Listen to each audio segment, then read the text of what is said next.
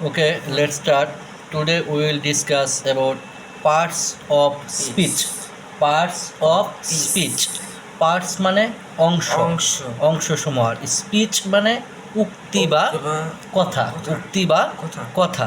তার মানে হলো যে ইংরেজি সেন্টেন্সে ব্যবহৃত অর্থযুক্ত প্রত্যেকটি ওয়ার্ডকেই এক একটি পার্টস অফ স্পিচ বলে।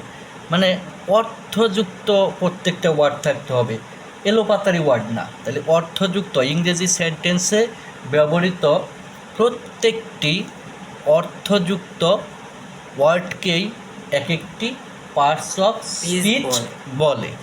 আচ্ছা, তা আমরা যদি বাক্য নিয়ে আলোচনা করি তাহলে আমরা যদি বলি করিম ইজ এ গুড বয়, করিম ভালো ছেলে। তারপর শিলা গোজ টু স্কুল, শিলা স্কুলে যায়। হ্যাঁ, তারপরে হি ইজ মাই টিচার, তিনি আমার শিক্ষক। তাহলে এখানে তিনটা বাক্য। তাহলে এই তিনটা সেন্টেন্সই গঠন করতে বেশ কিছু ওয়ার্ড ব্যবহৃত হয়েছে। এখন এই শব্দগুলোর প্রত্যেকটি এক একটি পার্টস অফ স্পিচ। এই শব্দগুলোর প্রত্যেকটি ওয়ার্ড মানে প্রত্যেকটি এই বাক্যের প্রত্যেকটি ওয়ার্ডই এক একটা পার্টস অফ স্পিচ, মানে পার্ট অফ স্পিচ মানে উক্তির অংশ, তাই না? এই পার্ট অফ স্পিচ হলো ইংরেজির গ্রামারের অন্যতম প্রাণ। যদি পার্ট অফ স্পিচ আমরা না চিনি তাহলে আমরা বাক্যকে সঠিকভাবে কাজে লাগাতে পারবো না।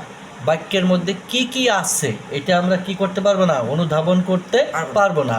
অনুধাবন করতে হলে আমাদের যে জিনিসটা লাগবে, শিখতে হবে, সেটা হলো পার্ট অফ স্পিচ।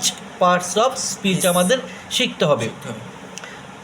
এটা শেখার পরে আমরা এটা ক্লাসিফিকেশন করতে পারবো যে একটা বাক্যের মধ্যে যে কয়টা ওয়ার্ড বসছে এইটা প্রত্যেকটাকে কি বলে, যেমন পারো এগুলো, তাই না? আচ্ছা, যেমন আছে কি নাউন। এক নম্বরে হলো নাউন হলো বিশেষ্য, বাংলায় বলে কি বিশেষ্য। আবার নাউন মানে কি কোনো কিছু নাম, নাউন মানে কোনো কিছু নাম। আর প্রোনাউন হচ্ছে নামের পরে পড়তে প্রোনাউন। হ্যাঁ।